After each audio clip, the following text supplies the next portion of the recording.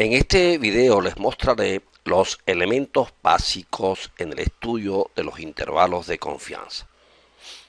La estimación puntual vista anteriormente nos suministra un valor obtenido a partir de una muestra aleatoria que representa de alguna manera al parámetro poblacional desconocido, pero no nos da una medida de la precisión de dicha estimación y tampoco nos aporta el grado de confianza que nos merece la misma. Los intervalos de confianza tratan de alguna manera de resolver esta situación. Veamos a continuación algunas definiciones básicas. Definición 1. Sea x1 puntos suspensivos x sub n una muestra aleatoria de una población con densidad mostrada a continuación. Aquí haremos la salvedad de mencionar las funciones de densidad en este formato, indicando que x son los valores que toma la variable aleatoria y θ es el o los parámetros desconocidos de dicha densidad y obviamente objeto de nuestro estudio. Sean a continuación dos estadísticos muestrales. Recuerden ustedes la definición de un estadístico muestral. Si estos dos estadísticos muestrales cumplen las dos condiciones siguientes, es decir, que T1 es menor que T2 con probabilidad 1 y que además la probabilidad de que cierta función del parámetro desconocido θ esté entre dichos estadísticos es gamma, que no depende de θ, entonces el intervalo aleatorio T1, T2 es un intervalo de confianza del 100 gamma por ciento. Gamma, la probabilidad de que el intervalo contenga la función de θ, se denomina coeficiente de confianza, mientras que T1 y T2 se llaman límites de confianza inferior y superior respectivamente, o límites confidenciales. No nos olvidemos que en la definición de intervalo de confianza es un intervalo aleatorio, pero cuando se toma la muestra, ese intervalo aleatorio se transforma en un intervalo numérico, de manera tal que T1, T2 es una realización del vector aleatorio T1 grande, T2. Y también, por analogía, se le llama intervalo de confianza. Aquí es donde existe una pequeña confusión. ¿Qué es entonces un intervalo de confianza? ¿Es el intervalo aleatorio o es el intervalo numérico obtenido a partir de ese intervalo aleatorio? Bueno, ambas consideraciones son tomadas por igual y se debe tener cuidado cuando se especifica en un intervalo aleatorio en forma genérica o un intervalo obtenido a partir de él. En ambos casos se dice que es un intervalo de confianza. En la definición de intervalo de confianza, uno de los dos extremos o límites puede ser una constante, pero no los dos al mismo tiempo, porque entonces no sería aleatorio y no tendría sentido la probabilidad de que contenga al parámetro o a una función del mismo. Vamos ahora a ver una consecuencia de la definición. La definición anterior se refería a un intervalo bilateral, tenía dos extremos, T1 y T2.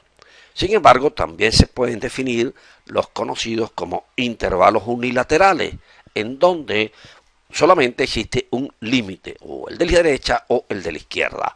Entonces decimos que T1 es un límite de confianza inferior de tau de θ si se verifica la siguiente condición. Además, cabe señalar que si T1 es menor que tau de θ, quiere decir entonces que él aporta toda la confianza y no está dividida entre los dos límites. Igual sucede con el límite superior. Veamos un ejemplo. Supongamos que tenemos una muestra aleatoria de tamaño n de una población normal de media mu desconocida y varianza 9. Aquí el objetivo, pues obviamente, es el parámetro mu desconocido. Tenemos dos estadísticos, T1 y T2, dadas de la siguiente manera. Observe que son estadísticos porque son expresiones que dependen de los valores muestrales a partir de X barra y no depende del parámetro mu desconocido. Bien, entonces es obvio que T1 es menor que en T2 con probabilidad 1. Bueno, básicamente a menos que esto sea 0, que nunca lo es. De tal manera que vamos a calcular la probabilidad de que ese intervalo contenga a mu. Lo escribimos de esta manera, aunque tratemos entonces de conseguir lo que es aleatorio en el centro de la desigualdad. Y operando, obtenemos que esta desigualdad es equivalente. Pero por otro lado, al ser X una distribución normal, podemos estandarizar. Y estandarizando tenemos mu menos 6 sobre raíz de n menos la media de X barra entre la desviación estándar de X barra. Recuerde que la desviación estándar de X barra es la desviación poblacional entre la raíz de n. Bueno, y aquí usted observa de que esta probabilidad no depende del parámetro mu. En consecuencia, este intervalo es un intervalo de confianza para mu. Y precisamente la confianza es de 0,9544. Esto está reflejado a intervalo T1, T2, es un intervalo de confianza del 95,44% para mu. Si un intervalo de confianza ha sido generado para un teta, en esencia se han generado infinitos intervalos, puesto que si usted tiene una función tau de teta que es monótona, puede también generar a partir del generado para teta sus intervalos de confianza. Es así como si teta es estrictamente creciente, entonces tau de teta 1 y tau de teta 2 es un intervalo para tau de teta. Si es estrictamente decreciente, pues se invierten los extremos. Eso se puede apreciar en la siguiente gráfica.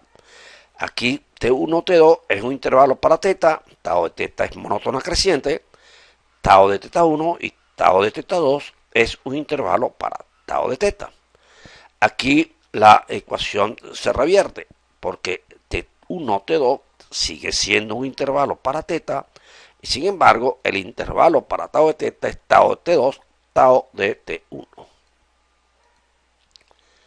Existen muchos métodos para generar intervalos de confianza. Nosotros solamente mencionaremos el método de la cantidad pivotal. Para ello requerimos de una definición. Una cantidad pivotal es una función que depende de los valores muestrales y del parámetro fundamental, pero cuya distribución no depende del parámetro. Esta definición se parece mucho a la de un estadístico, pero tiene varias diferencias sustentables, como lo son, primero, que depende de teta en su expresión, el estadístico no. Y segundo, su densidad no depende de teta, el estadístico puede que sí dependa de teta. Veamos un ejemplo para aclarar la definición. Tenemos una muestra de una población X normal de media mu y varianza 9. Aquí, de nuevo, el parámetro desconocido es la media poblacional. Entonces, X menos mu es una cantidad pivotal para mu, ya que observe que depende de mu y la distribución de X barra menos mu es media 0 y varianza 9 sobre n, que no depende de mu.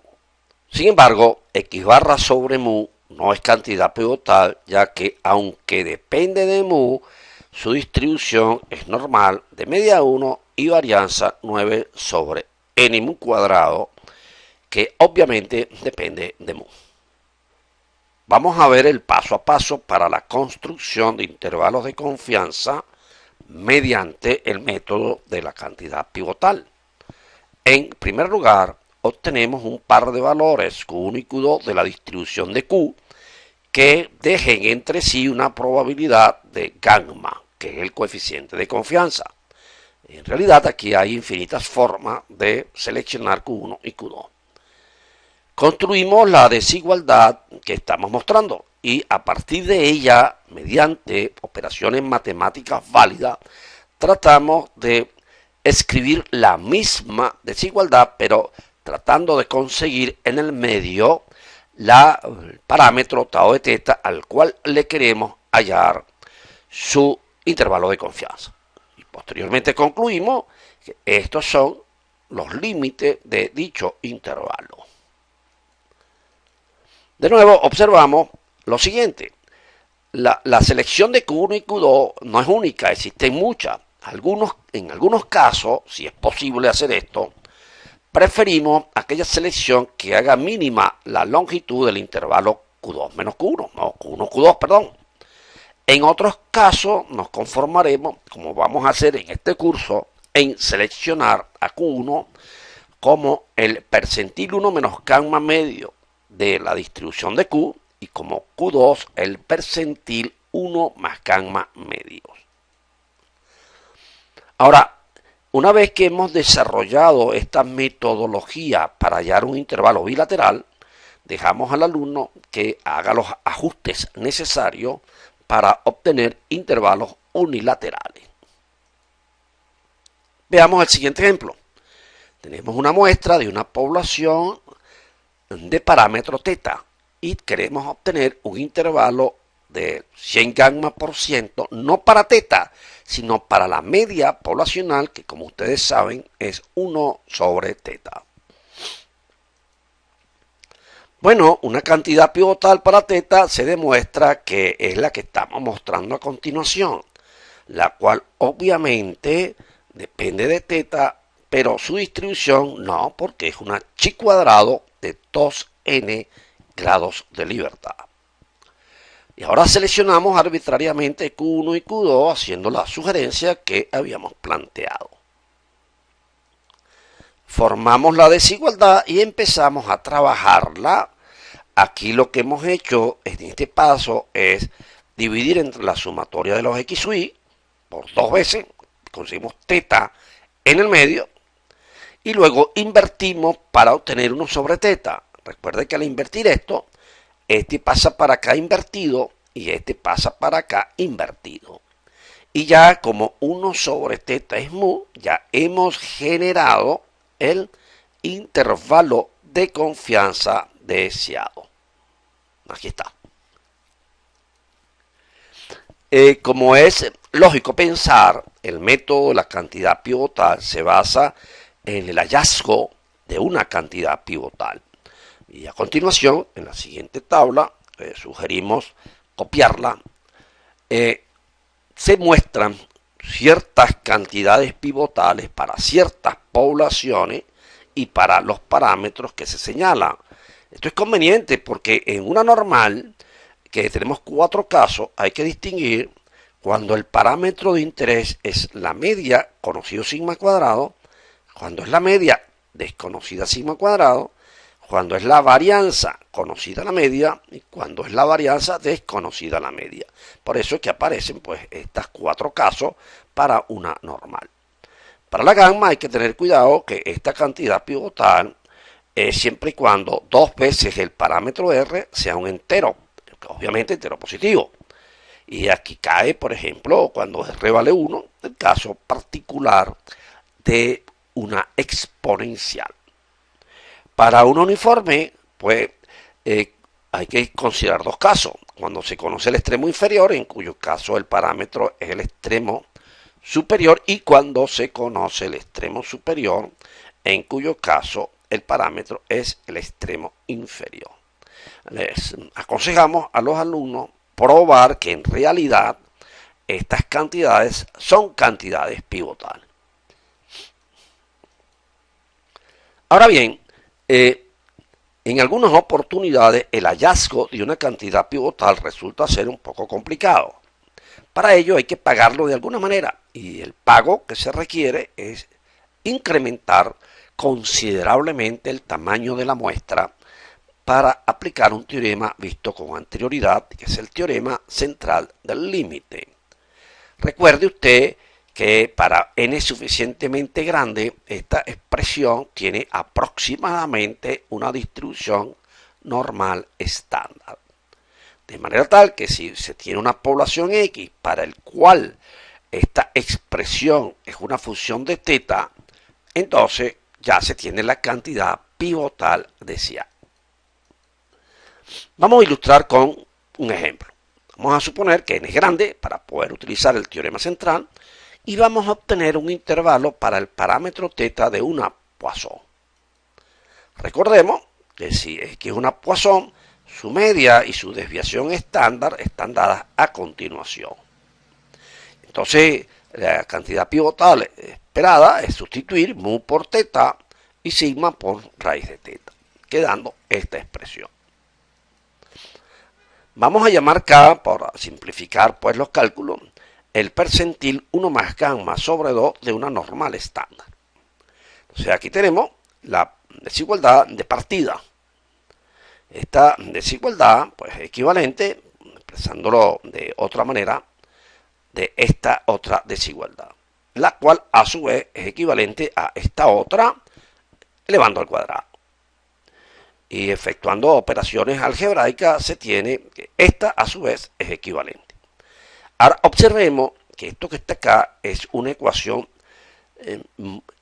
cuadrática en teta y por lo tanto es negativo cuando teta toma los valores comprendidos entre las raíces de esta ecuación, que resultan ser estas dos.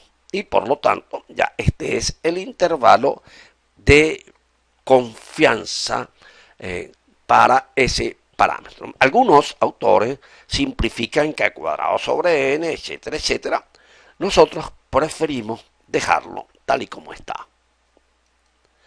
Así, si se tiene una muestra de tamaño 90, n vale 90, y arrojo una media aritmética igual a 4, x barra vale 4, bueno, sustituyendo los valores en la expresión, en donde hemos sustituido k por 1,96, que corresponde al percentil z1 más 0,95 entre 2, se tiene el siguiente intervalo numérico. Está de más decir que la precisión de un intervalo lo da la diferencia entre el extremo superior y el extremo inferior. Si al investigador le parece que este intervalo es muy ancho, pues tendrá de alguna forma o que disminuir la confianza o aumentar el tamaño de la muestra. Bueno, en los próximos videos veremos ya intervalos de confianza muy específicos para poblaciones normales, para dos poblaciones normales y para el parámetro de poblaciones del tipo Bernoulli. Será entonces hasta la próxima oportunidad.